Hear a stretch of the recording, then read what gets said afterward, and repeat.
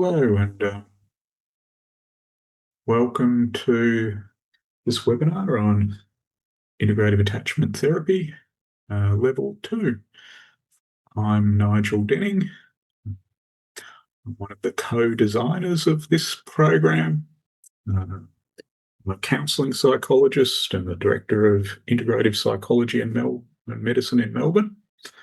And I've done a lot of work in this area now over a lot of years, since my fortuitous meeting with Dr. Daniel P. Brown, who was the original instigator of this model of practice that we'll give a little bit of background to today, and then talk a little bit about the level 2 training that's coming up on the 24th, 25th and 26th of October. David Elliott will be coming across from the United States to spend some time with us and really get us firmly into the practicum of integrative attachment therapy. Trial. Yeah, hi everybody. My name's Trail Dowie. I'm an Associate Professor of Psychotherapy and Counselling, also one of the co-founders of the IAT, and really looking forward to spending some time with you today. So we'll just go through some slides, and then if there's time, we'll have some time for Q&A at the end. And so yeah, integrative attachment. The work is based on the original text written in published in 2016 by Daniel P. Brown and David Elliott. And what we've done, as people who are familiar with this work, what we've done is we've altered the orientation of the 3 pillars approach. So our level 1 online training, which is a precursor for the level 2, whilst it covers the information in this book, is also quite different. The full IAT program that we've instigated and rolled out last year includes an introduction to the IAT, which is we've got an in-person and online versions of that we've presented in various places.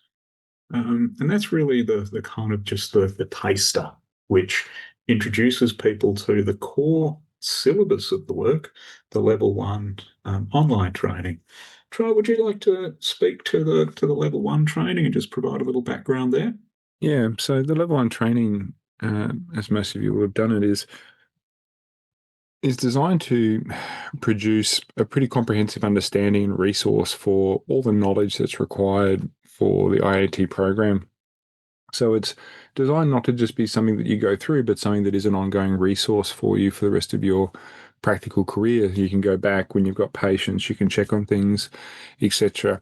And so we've designed that, quite differently.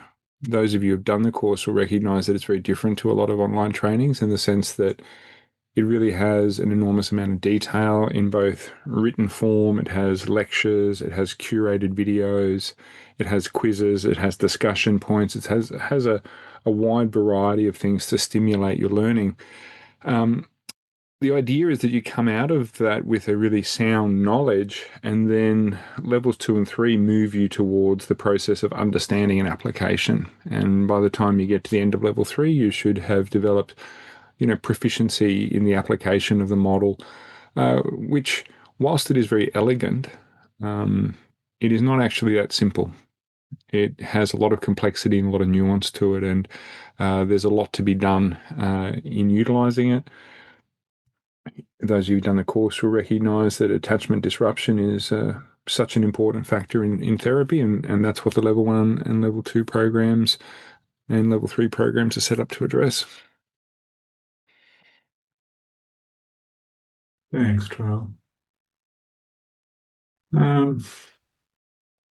So we've also, as part of the qualification for an IAT therapist, we also ask that people do some group group supervision sessions that we run on a monthly basis, and also a couple of individual supervision sessions. And we believe that over the course of a 12-month span, that'll give you sufficient, really detailed knowledge to work in this area.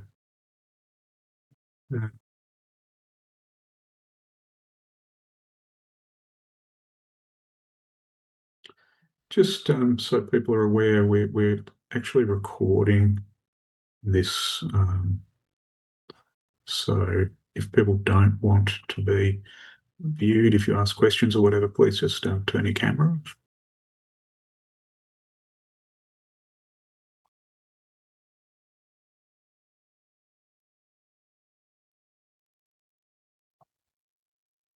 Mm.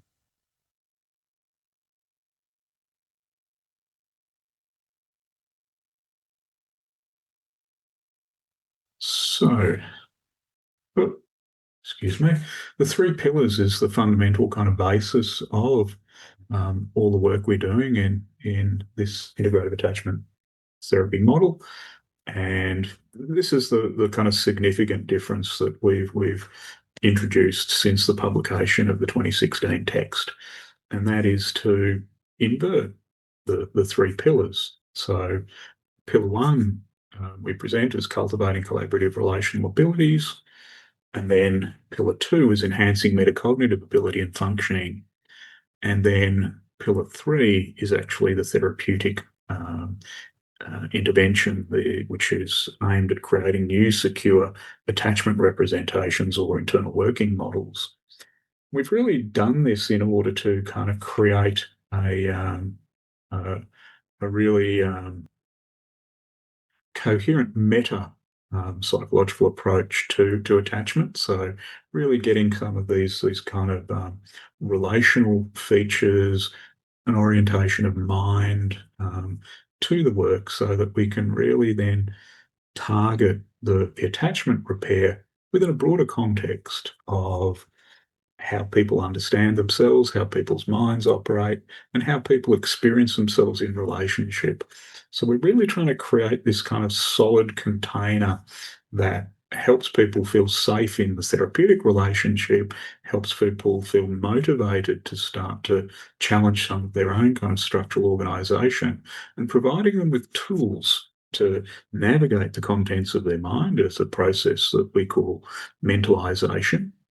And skillful mentalization creates what we would describe as a metacognitive view that helps us to then improve our experience of our earliest developmental experiences, which is what we describe in attachment, and create different experiences which people can then bring into their day-to-day life and bring into their day-to-day relationships. What would you like to say about the three pillars, Tom? Well, again, it seems very straightforward and simple, but it's actually a very important and elegant description of what all therapy involves in some sense. So it's been long held that the role of relationship is important and it's central to the functioning of any therapeutic relationship.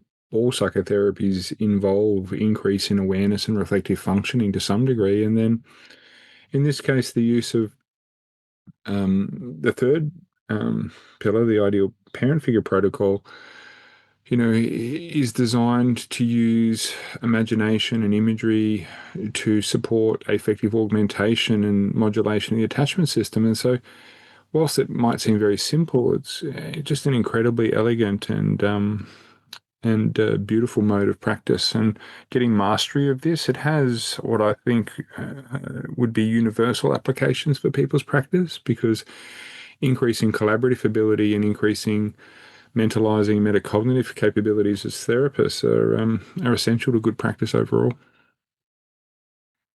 Yeah, thanks, Joel. So, as people will be aware, the attachment behavioral system is a kind of a structure of instinctive behaviors that have evolved to promote survival. They're behaviors that contribute to protection of the infant. So, humans at birth, we're born like little marsupials. There's not a lot that we're able to do.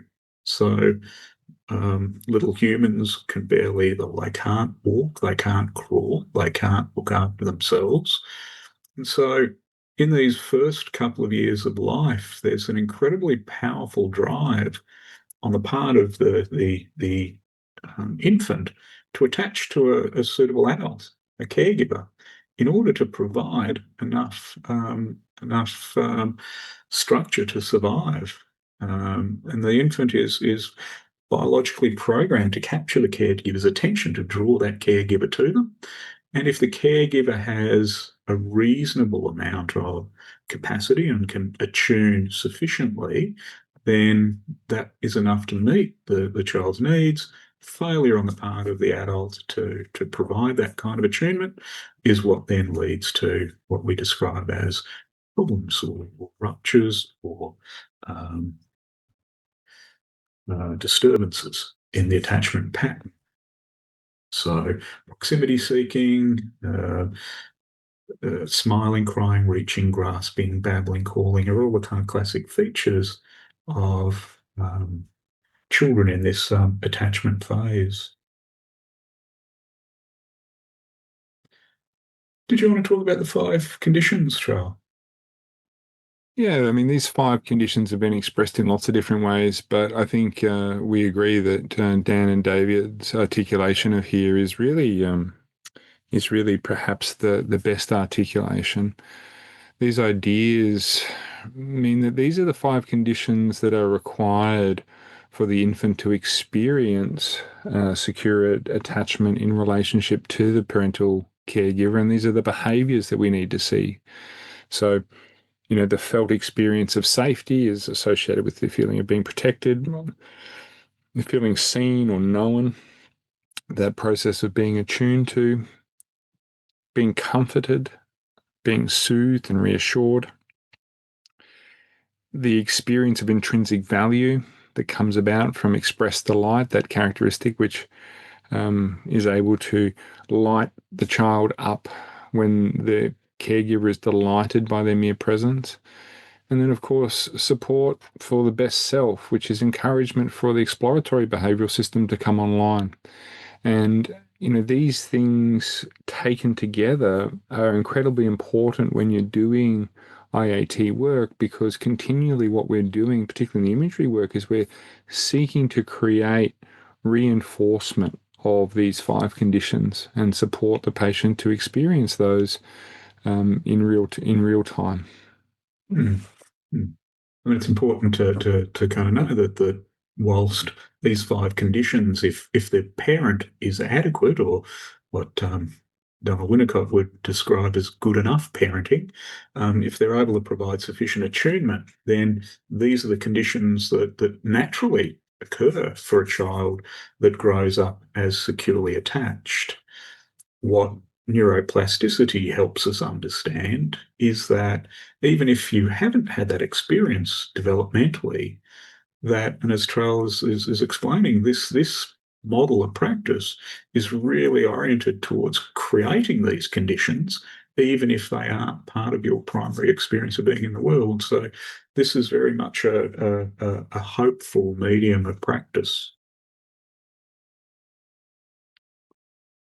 When those conditions are met developmentally, as you may well know, we create then attachment disturbance. Um, and if we look at the disturbance on the 2 spectra of anxiety and avoidance, we see the top left quadrant there, secure attachment. Then beneath that, avoidant or dismissing attachment. And that's marked largely by hypoarousal response to the failure of the environment to provide adequate adequate attunement. Top right, C, ambivalent or anxious preoccupied, is a hyperarousal response where there's insufficient calming and soothing and flexibility provided to the infant, so that the child stays in the natural state of hyperarousal, prepared purely for survival. And then the bottom corner there is disorganized attachment, which is a swing between hyper and hypoarousal. It's basically there's no stabilization either in the anxious, preoccupied, or ambivalent, or the avoidant. A hell world that 100% maps onto psychological adult conditions such as borderline personality disorder.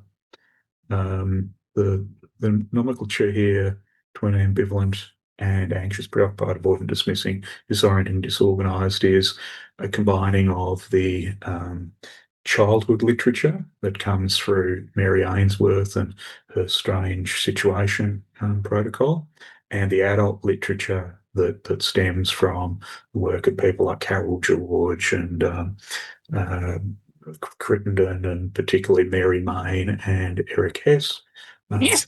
who use the dismissing, preoccupied, and disorganized labels, adult expressions of attachment disturbance. And again, in the Mary Main model of attachment, and that's a model that we tend to favour, and we provide training in AAI scoring and application for clinical cases. You see here a cluster of 3 forms of dismissing attachment style. You see 5 categories of secure attachment. The first 2 have some orientation towards dismissing. The middle is a prototypically secure, and then we move towards secure but with preoccupying features, F4 and 5, and then 3 forms of preoccupied attachment, E1, 2, and 3.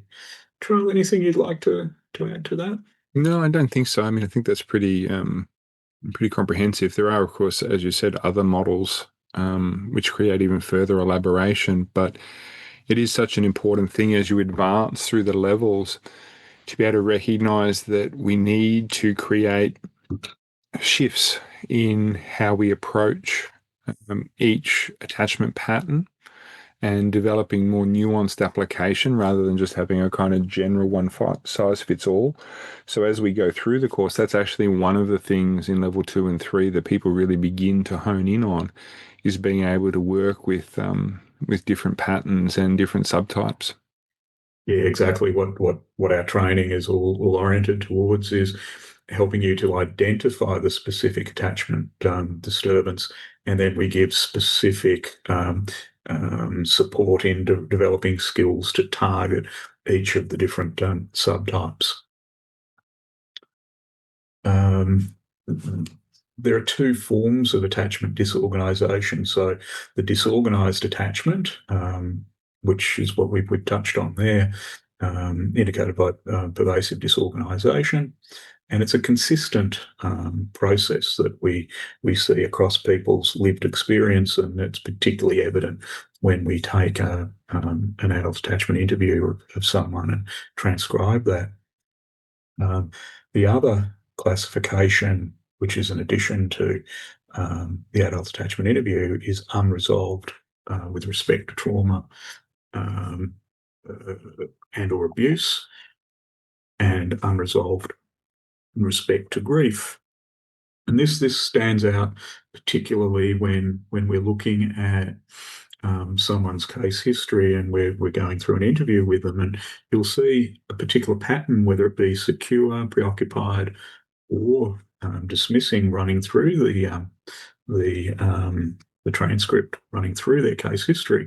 But when they start to talk about specific incidents, specific periods of their life, or specific events in their life, you'll see this disorganisation occur situated around a singular event. So that's an important distinction that we work with, and we run through all of this in quite a lot of detail in the level 2 training, so that by the end of it's a 3-day training. By the end of it, you'll feel quite confident in being able to distinguish these different classifications, and also have an understanding of how approaching treatment of them also differs.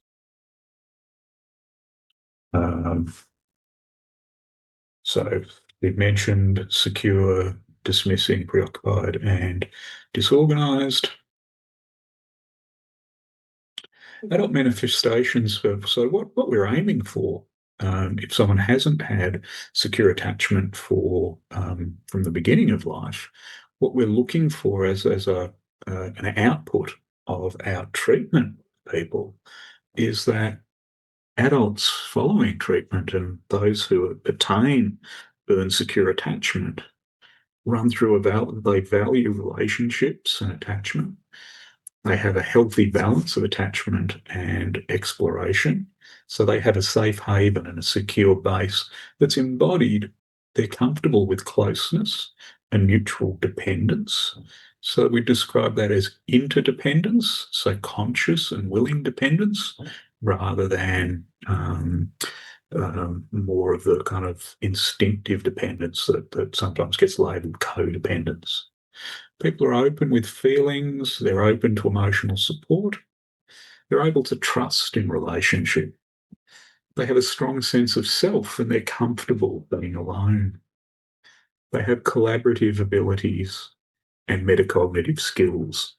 So as we work through the level 2 and 3 training, the practicum training, will help participants to understand how working with the imagery and the visualization work or the imaginal work interacts with collaboration and develops those abilities, interacts with metacognitive view and mentalizing skills. And these three features interact in a kind of mutually supportive process.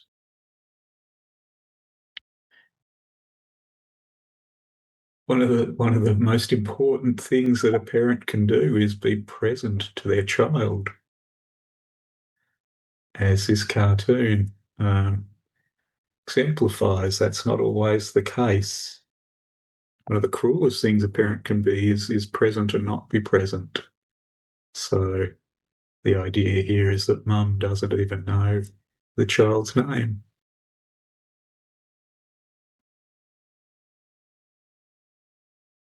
So again, we'll just do a quick review of the kind of material that we will go through in more detail in the in-person training, and stuff that people that have already done the level 1 online training will be familiar with. And just defining what dismissing attachment is. Trevor, did you want to talk to that?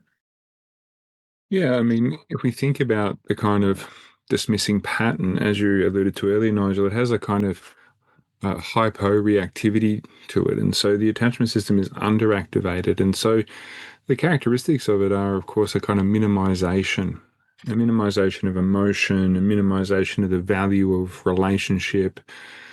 Sometimes people with this pattern, can be over intellectual, have a kind of aloofness about them, and also have this kind of illusion of self sufficiency or pseudo independence. And this dismissing pattern is very important because one of the most clinically relevant insights to have, I think, is that these patients long for connection just like everybody else. And really understanding that this minimizing and dismissing stance is a way of coping with highly predictable absence of needs being met in early development. And so when we really understand what we're seeing and be able to work with it, and particularly when we start doing the imagery work or imaginer work, we start to get a real sense of stimulating and modulating the attachment system through the imagination in a way that allows for them to connect to that long held desire for connection and relationship. And when we start to do that, we start to see changes and shifts in how the attachment system is operated. Extra.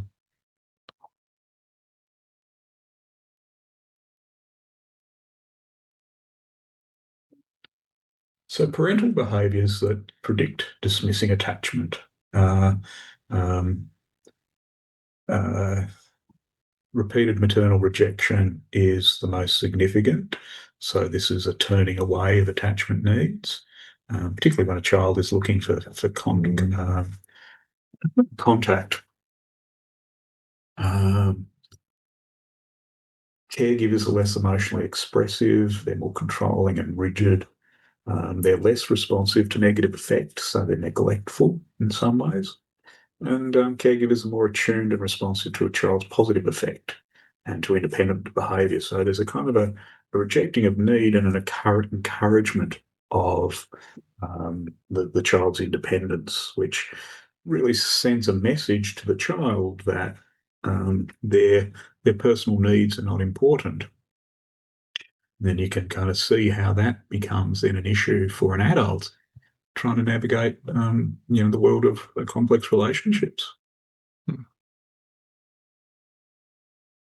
The adult, the anxious or preoccupied adult has a lot of worry there. You imagine them as in a state of constant hyperarousal. They're constantly anxious, and their body is really geared to survival. So they worry, they're anxious, they have a need for people, but mistrust positive affect. They're reactive to perceived disapproval. They have attempts to maintain partner attention, and very in couples work or when they're talking about relationship, there's a kind of a neediness, a grabbing, there's a reaching out for the other and for reinforcement and recognition and validation. Really, it's their central nervous system trying to complete a task that wasn't originally set in childhood. They attempt to maintain attention, become clinging, demanding, jealous, and angry. They have a fear of abandonment. And they're compulsive in their caretaking of people. They have inhibited exploratory behaviour and an outside in orientation. And what that means is that they're really kind of looking towards the outside world for validation and input. Do you want to mention the adult or the parental features there, Trump? Yeah, so just as we were speaking about before with, um, the dismissing pattern, the question here is around maternal or parental unresponsiveness. And so what we tend to see here is that the responses are inconsistent and unpredictable, whereas in the dismissive pattern, it tends to be predictably absent. In this condition, it tends to be inconsistent and unpredictable. And there's often a lot of misattunement in terms of the timing of responses. There's some association to multitasking and split attention being moved away from the child, having kind of clear effects in setting up this pattern. One of the other interesting features, and again, when we start doing the imagery work, this becomes really important, is often we'll see an over and attentiveness to fear states. And so very often what we do is when we're doing the imagery, the people will start to kind of recognize that what it's like to have an ideal parent who's relaxed and allows them to experience themselves and their experiences without becoming fearful or anxious themselves, and allows them to kind of be supported in their exploratory exploration of the environment. These are the kinds of things that create these kind of affective augmentations that begin to modulate the attachment system more deeply.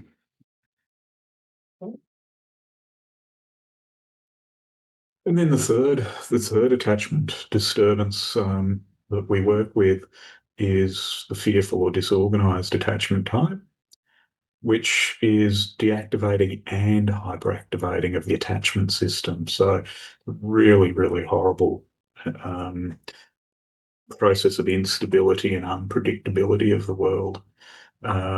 Contradictory attachment strategies. So people modulate between anxious and submissive, anxious and controlling, emotional dysregulation, there's restriction and flooding, lapses in self-monitoring.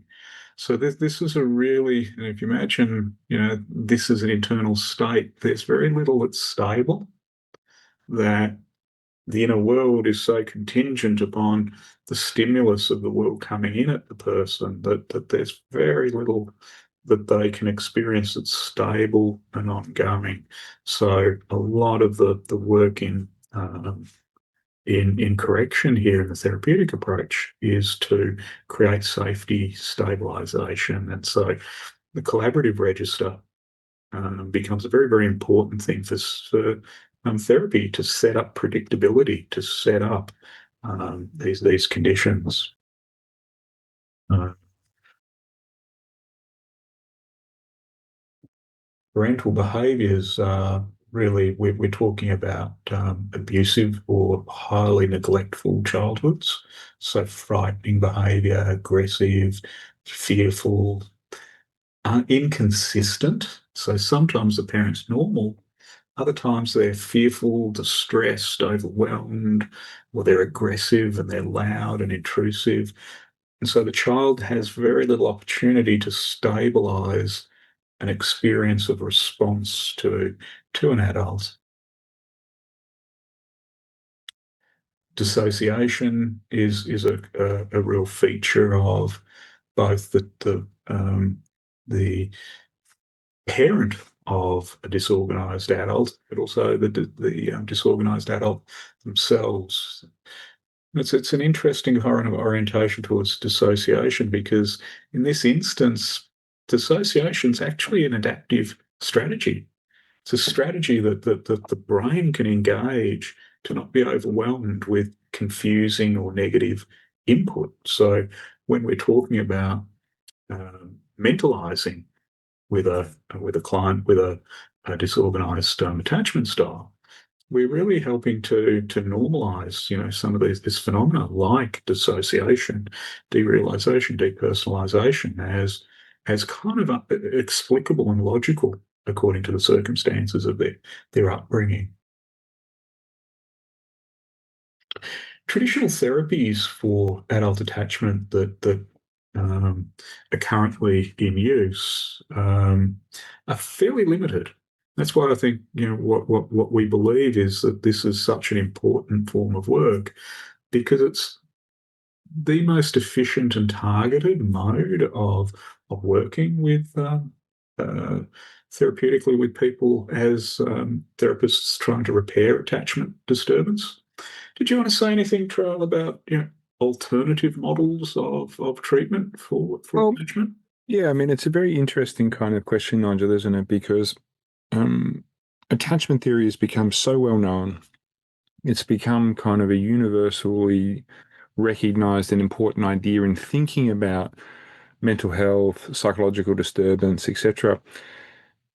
And yet, we're yet to really see the emergence of a dominant therapeutic model. And I think that's because none of the previous models have really done everything they've needed to do. And so, one of the things that IAT has done is really look at the value of all the major contemporary models, looking at the ways in which they really do offer some value and utility in treating attachment, and find a synergistic way of drawing these kind of 5 or 6 major attempts at attachment psychotherapy together into a unified frame. And I think that is what sets IAT apart. And it is why we're spending so much time, isn't it, Nigel, kind of promoting it and trying to develop it, because it is exactly what's missing in the space, which is a really powerful uh, multifactorial treatment tool that allows adult attachment to be treated and repaired. Yeah, yeah, and then that's the meta skill, isn't it? Trail of mentalizing and metacognition is helping people to really learn to kind of stabilize and to recognize and to track and to mark and to name the phenomena of their body Mm. rather than be driven by patterns that have been established precognitively. It's such an important metacog meta approach or are using what's good in all therapies to kind of enhance what we're doing with this imaginal work. So the ideal parent figure is the third pillar of the model, and that's what we'll be spending a lot of time kind of working through when we're together. And the method is really about maximizing internal conditions for creating new and secure internal working models.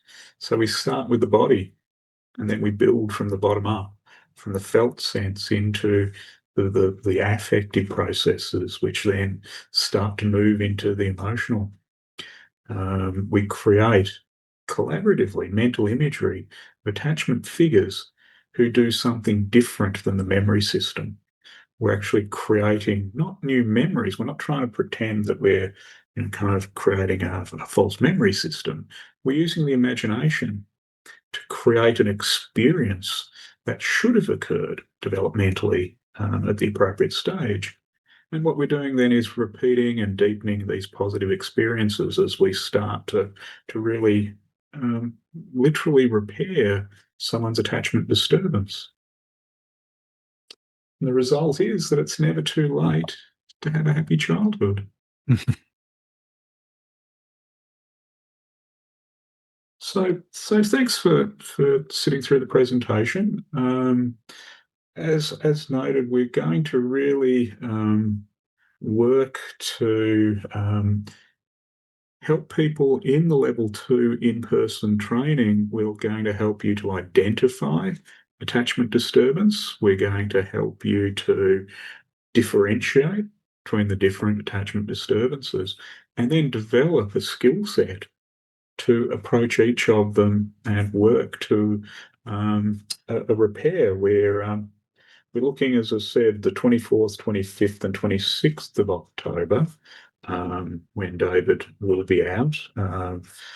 So I think his third visit to Australia now. And you can contact us through Integrative Psychology in East Melbourne for any kind of follow-up to this. Anything from you'd like to say, Justin? Uh, yeah, I mean, I guess the thing that I would say is that most people will be familiar with many of the things we've spoken about today, and hopefully it's a good refresher for you in your work. But just what I said earlier about I think it may feel at times that just doing the level 1 provides people with what they need.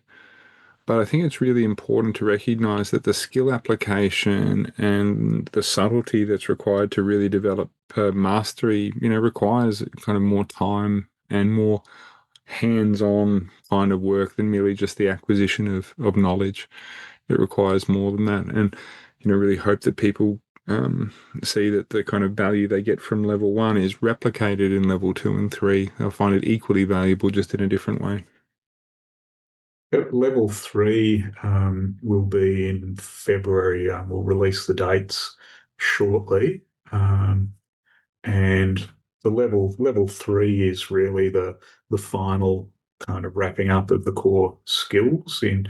In level 3, which is a 2-day training, we invite you to bring along a recording or transcript of work you're doing, and we really just use the time together to really make sure that the skills are solid, that you have an understanding of the differentiation between the different types, and you have an understanding of how to practice in this model. So it sort of sets you up then to work in the method, um, and then make use of our ongoing monthly supervision. We also have a monthly community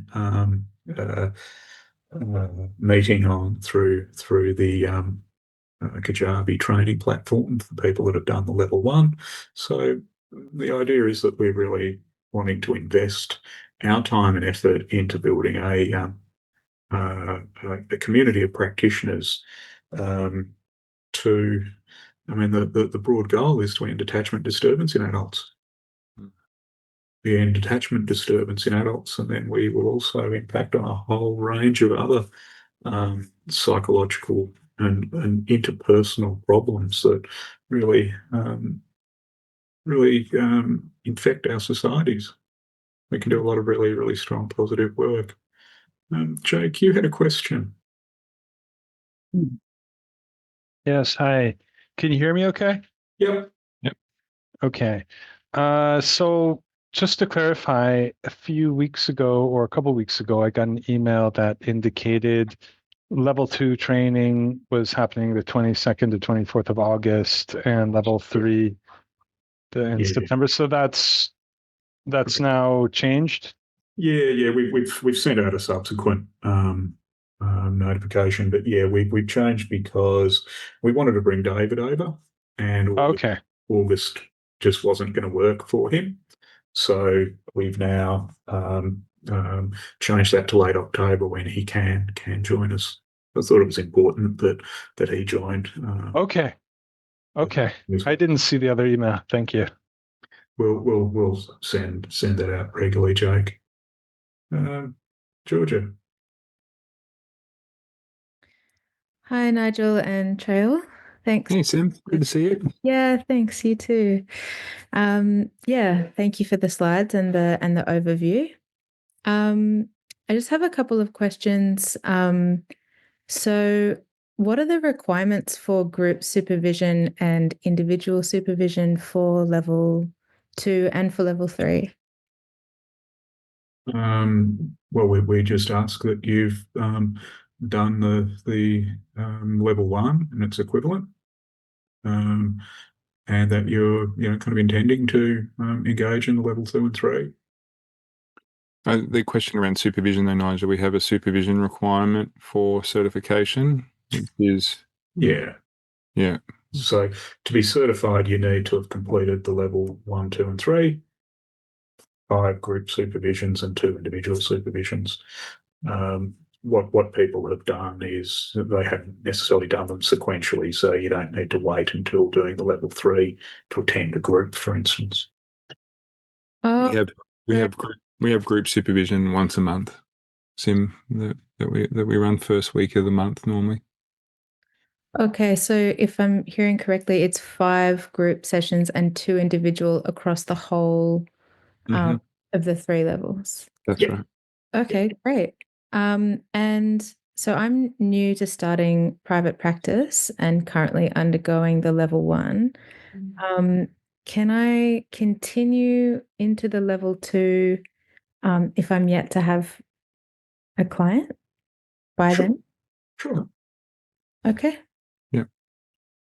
Great. Yeah. And then, by level 3, you'll bring case material from clients you're working with by that point.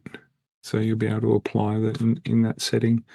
And, we work closely with that. And it kind of works well if you're doing the supervision. I mean, we have plenty of people who are, certified, a year or two ago who just come to every supervision. We have people regularly from France and England and Germany coming to the supervisions that we run and things like that. So it's actually a really valuable thing to do, just ongoing. Yeah. Okay, great. And just yeah, 2 small questions. What would the CPD credits for level 2 and 3 be? What would the what, sorry? The CPD. So you would get the hours. You'll get a certificate with a number of hours from the training. As you'd be aware, in Australia, most CPD is self-governed, so you have to nominate and give a rationale for why this meets your CPD requirements. So in your case, either PACFA or ACA would, I don't think, have any problem in taking those as CPD points. okay. Yeah. I think they're 6 or 7 hour days. Yeah. Yeah. So it would probably meet all your, I'm just thinking, I think PACFA is 20 hours, I think, or 14 hours or something. So it would meet more than your yearly requirement. Great. Yeah. And the level 1 training meet in PACFA, there's, there's an A and B form of professional development, and the professional development CPD, which is internationally recognized in level 1, is for 100 hours. So it more than meets your CPD requirements. And that's internationally recognised. Yeah. Great. Just one last question. What would you say are the major differences between in the content between level 2 and level 3? Yeah, good question. As Nigel said earlier, level 2 is really focused on digging into the various patterns, right? So it's really about getting pattern recognition of difference. Level 3 is much more like a seminar, deliberate practice, things like that going on. What we'll often do is we'll break into working groups in level 3.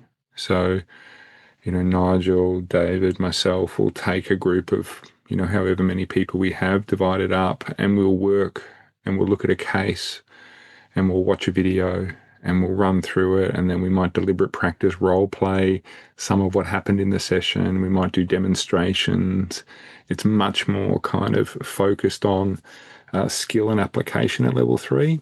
Level 2 is kind of in between. We want you to develop specific skills and we want to get practice, but there's also a little bit more understanding, less knowledge, but more about understanding the different patterns. I would say that would be the differences. Do you think that's an adequate account, Nigel, of those different? Yeah, I think so.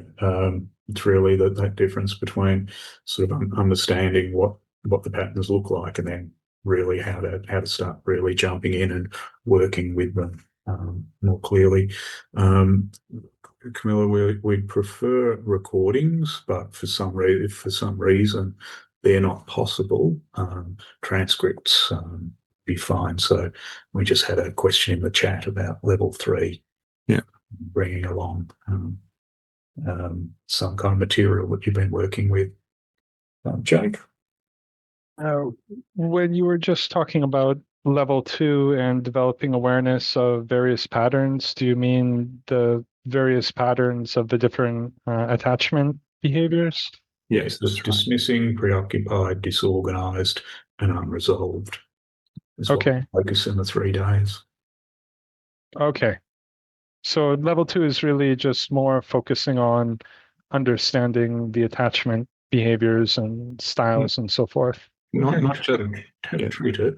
Yeah, not just the understanding, but like the bridge into application then. So the specific uses of language. So the way it's set up is we have 3 days, and we, as Nigel just said, we deal with this dismissing on one day, preoccupied on another day, and disorganized on another day. And what we do is we'll do practice and role plays and applications based on the deeper exploration of those subtypes. Okay. Yeah. Okay. So we're coming to the end of time tonight. So unless there's any kind of final question that someone has, just want to thank you for your involvement tonight and your engagement. You'll may see this some of this appear on our YouTube offerings as well, so you can review. And please reach out if there are any questions that you have about the program, and share the knowledge with your friends. We'll have another webinar just to go through the material again for people that have missed out on tonight, closer to our dates in October. So thank you, everyone. Thanks, everybody. Thanks a lot.